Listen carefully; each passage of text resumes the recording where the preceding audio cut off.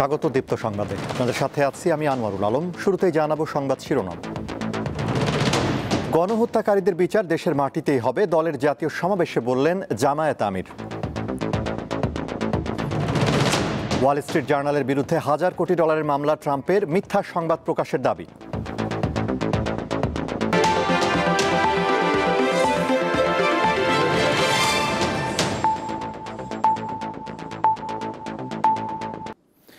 এবারে বিস্তারিত। দেশে ফ্যাসিবাদের বিরুদ্ধে একটি লড়াই হয়েছে, আরেকটি লড়াই হবে দুর্নীতির বিরুদ্ধে বলে হুঁশিয়ারি দিয়েছেন জামায়াতে ইসলামীর আমির ডাক্তার শফিকুর রহমান। শনিবার বিকালে রাজধানীর সোহরাওয়ার্দী উদ্যানে দলটি আয়োজিত জাতীয় সমাবেশে বক্তব্যে তিনি বলেন, গণহত্যাকারীদের বিচার দেশের মাটিতেই নিশ্চিত করতে হবে।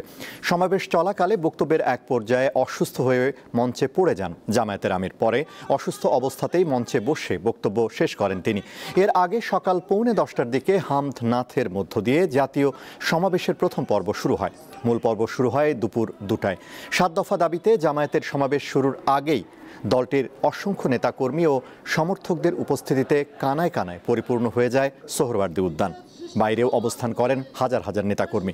সমাবেশে আমন্ত্রিত অন্য রাজনৈতিক দলের নেতারাও উপস্থিত ছিলেন। সকলকে জাতীয় নাগরিক পার্টি এনসিপির পক্ষ, আমাদের মধ্যে মতপার্থক্য থাকতে পারে, কিন্তু এই বাংলাদেশে বাংলাদেশপন্থী ব্যতীত কোন দেশপন্থী, কোন বাদপন্থী, কোন শক্তির আর জায়গা হবে না। এই দুর্নীতির মূল উৎপাটন করার জন্য যা দরকার, আমরা তারুণ্য এবং যৌবনের শক্তিকে একত্রিত করে সেই লড়াইয়েও ইনশাআল্লাহ বিজয় লাভ করব। জামায়াতে ইসলামীর জাতীয় সমাবেশ ঘিরে আজ রাজধানীতে তীব্র যানজটের সৃষ্টি হয়। ঢাকার বাইরে থেকে হাজার হাজার নেতাকর্মী ও সমর্থক নগরীতে প্রবেশ করায় চাপ পড়ে সড়কে, ফলে স্লোথ হয়ে পড়ে যানবাহনের গতি। ঐতিহাসিক সোহরাওয়ার্দী উদ্যানে জাতীয় সমাবেশ ঘিরে শনিবার ভোর থেকে রাজধানীর বিভিন্ন সড়কে নেমে আসেন জামায়াতে ইসলামীর নেতাকর্মী ও সমর্থকরা। সময় যত গড়ায় বিভিন্ন জেলা থেকে আসা নেতাকর্মীর সংখ্যা ততই বাড়ে। আমরা বাসে করে আসছি, আমরা বাসে 60 জন আসছি, প্রায় 50টা গাড়ি নিয়ে আমরা সমাবেশস্থলে এসেছি। আমরা ব্রাউনবাড়ি থেকে 20টা বড় গাড়ি নিয়ে আমরা সবাই এই সম্মেলনে যোগদান করেছি। আমরা সুনামগঞ্জ জেলা থেকে আসছি। সুনামগঞ্জ জেলা থেকে আমাদের প্রায় 55টার মতো বাস এসেছে এবং অনেকগুলো মাইক্রো এসেছে। এই অবস্থায় স্থবির হয়ে পড়ে মূল সড়কগুলো। সমাবেশ স্থলের আশেপাশের টিএসসি, পলাশী, মৎস্য ভবন, শাহবাগ, বাংলা মোটর ও ফার্মগেট এলাকায় সৃষ্টি হয় তীব্র যানজট। এর প্রভাব পড়ে অন্যান্য জায়গায়। এতে নগরবাসী চরম অসুবিধায় পড়েন। গণপরিবহন না পেয়ে অনেকে হেঁটেই গন্তব্যে যান। এখানে 5 ঘন্টা, আর বাসা পর্যন্ত কতক্ষণ লাগে জানি না। আসরের পরে জানাজা দেওয়ার কথা ছিল, তো আমরা তো এখন এখানে প্রায় 1টা-1:30 বাজে গেছে। যারা রাস্তায় চলাচল করি তাদের জন্য অনেক প্রবলেম হয়ে যায়। আমাদের কোম্পানির কাজে অনেক জায়গায় বিভিন্ন জায়গায় যেতে হয়। যানবাহনের চালকরা বলছেন, রাজনৈতিক সমাবেশ যেদিনই হোক সড়কে তাদেরকে এর মাসুল দিতে হয়। তাই দলগুলোকে জনগণের ভোগান্তির বিষয়ে মাথায় রেখে কর্মসূচি দেওয়া উচিত। জ্যামের ভোগান্তির কারণে যাত্রী সব কারণ বাজারে এসে সব যাত্রী নেমে চলে গেছে। আমাকে দেখেন লস এবং তেলের জাম, রাস্তায় একদিকে তো আরেকদিকে ঘুরাইছে। 4 ঘন্টা ধরে গাড়ি আটকায় রাখতেছে, কোনো গাড়ি ছাড়তেছে না। রাস্তায় অতিরিক্ত ট্রাফিক পুলিশ সদস্য মোতায়েন করা হলেও যানজট নিরসনে তারা কার্যকর ব্যবস্থা নিতে পারেনি। কিন্তু কেন? এই লোকজনের মাঝেও আমরা চেষ্টা করতেছি যানজট নিরসন করার জন্য, আমাদের প্রচেষ্টা অব্যাহত আছে, কিন্তু এত লোকের সমাগম, এত লোকের আগমন ঢাকা শহরে, যে কারণে আমাদের একটু বেগ পেতে হচ্ছে। জামায়াতে ইসলামীর জাতীয় সম্মেলন কেন্দ্র করে শুক্রবার দিবাগত রাত থেকে দলটির নেতাকর্মী ও সমর্থকদের নিয়ে শত শত যানবাহন রাজধানীতে আসে। মাহিদুর রহমান, দীপ্ত সংবাদ, ঢাকা। দেশে আর গডফাদারের আবির্ভাব হতে দেওয়া হবে না বলে হুঁশিয়ারি দিয়েছেন জাতীয় নাগরিক পার্টি এনসিপির আহ্বায়ক নাহিদ ইসলাম। দুপুরে কক্সবাজার শহরে জুলাই পদযাত্রা শেষে পাবলিক লাইব্রেরি চত্বরে এক সমাবেশে এমন হুঁশিয়ারি দেন তিনি। নাহিদ ইসলাম বলেন, গত সরকারের আমলে কক্সবাজার সন্ত্রাস ও মাদকের অভয়ারণ্যে পরিণত হয়, কিন্তু এখন আর কোনো গডফাদারের আবির্ভাব হতে দেওয়া হবে না। রোহিঙ্গাদের সম্মানের সাথে তাদের দেশে ফিরিয়ে দিতে সরকারের প্রতি আহ্বান জানান তিনি। পরে কক্সবাজার থেকে পদযাত্রাটি বান্দরবান যায়।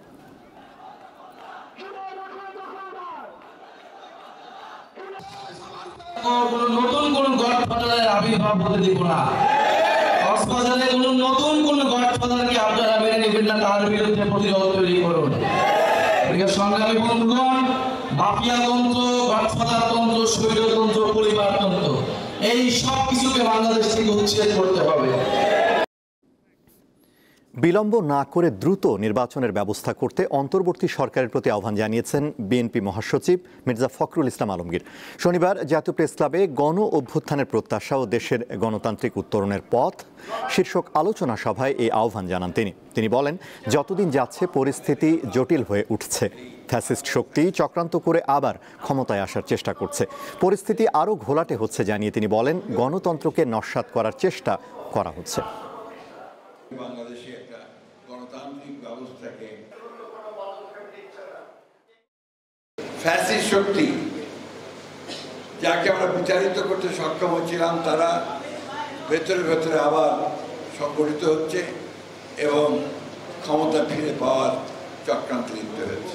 সরকারকে আহ্বান করব, অযথা বিলম্ব সৃষ্টি না করে সমস্যাগুলোকে চিহ্নিত করে রাজনৈতিক দলগুলোর সঙ্গে কথা বলুন, কথা বলে সেই সমস্যা শেষ করে নির্বাচনের দিকে এগিয়ে যান। সেটাই বোধহয় একমাত্র পথ।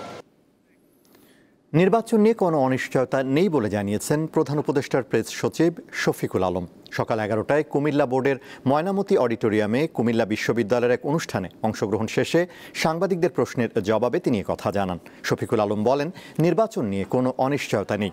প্রধান উপদেষ্টা ঘোষিত সময়ে নির্বাচন হবে। নির্বাচনের জন্য যে পরিবেশ সেটি ঠিক করা হবে এবং সবার জন্য লেভেল প্লেয়িং ফিল্ড থাকবে।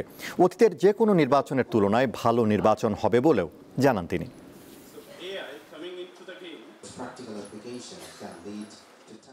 সুন্দর পরিবেশে পিসফুল একটা নির্বাচন হবে এবং বাংলাদেশের ইতিহাসে one of the best election হবে। প্রফেসর ইউনূস এটা বারবার বলছেন, আমরা আবারও বলি, নির্বাচন নিয়ে কোনো ধরনের কোনো অনিশ্চয়তা নাই।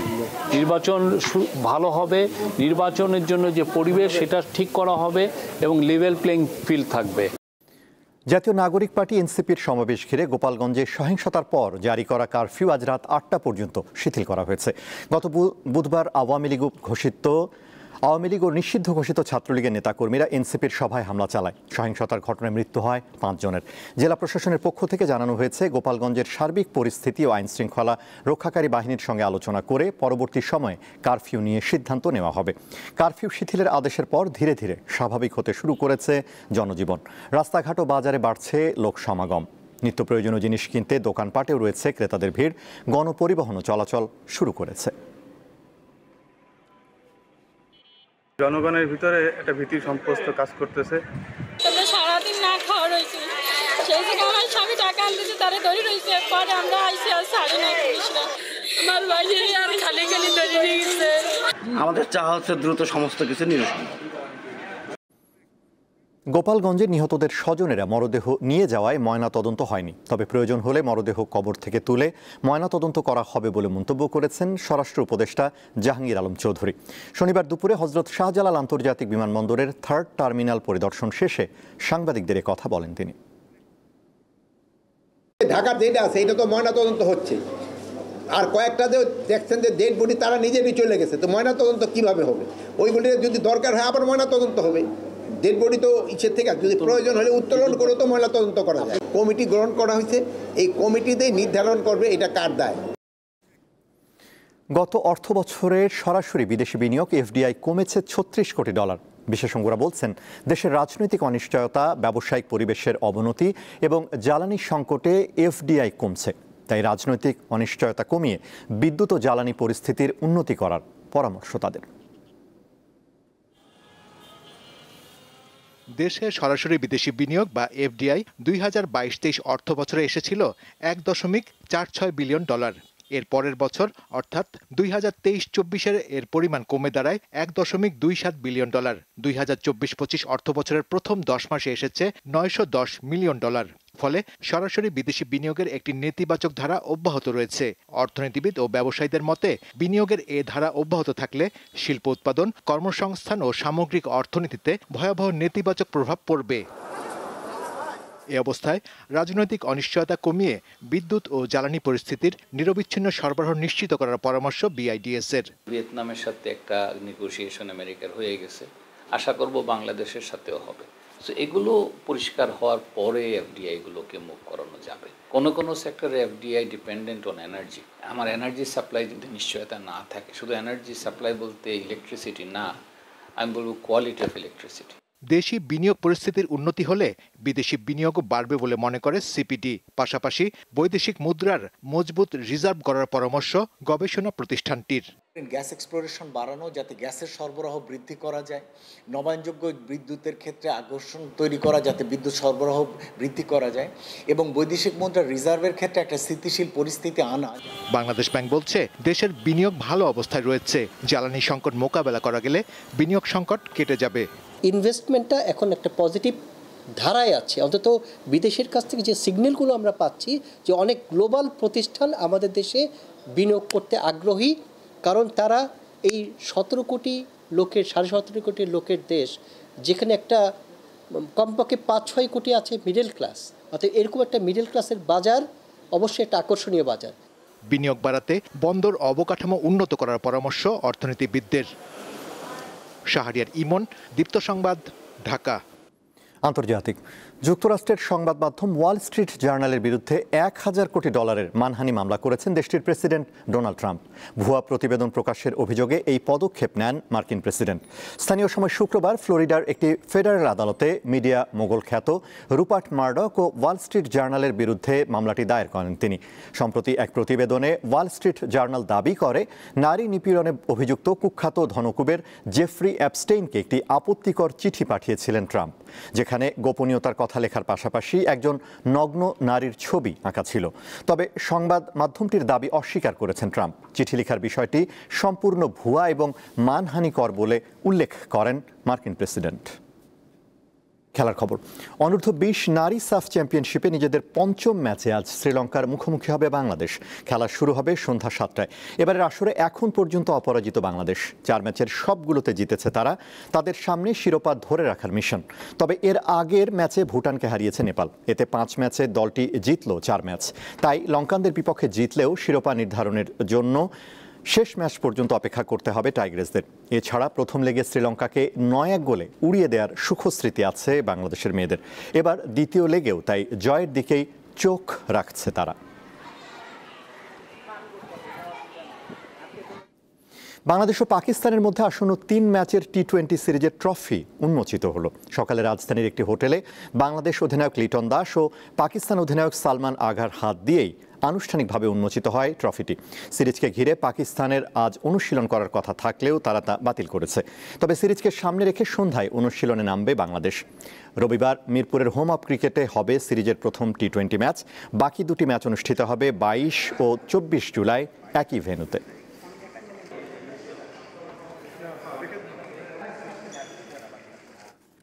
শেষ করব দীপ্ত সংবাদ। তার আগে সংবাদ শিরোনামগুলো জানাবো আরও একবার। গণহত্যাকারীদের বিচার দেশের মাটিতেই হবে, দলের জাতীয় সমাবেশে বললেন জামায়াত আমির। ওয়াল স্ট্রিট জার্নালের বিরুদ্ধে $1000 কোটি মামলা ট্রাম্পের, মিথ্যা সংবাদ প্রকাশের দাবি। এই ছিল এখনকার মতো। আমাদের পরবর্তী দীপ্ত সংবাদ রাত 11টায় দেখার আমন্ত্রণ। এছাড়া আরও তথ্য বিনোদনের খবর পেতে যুক্ত থাকুন দীপ্তর ডিজিটাল প্ল্যাটফর্মগুলোতে। ধন্যবাদ।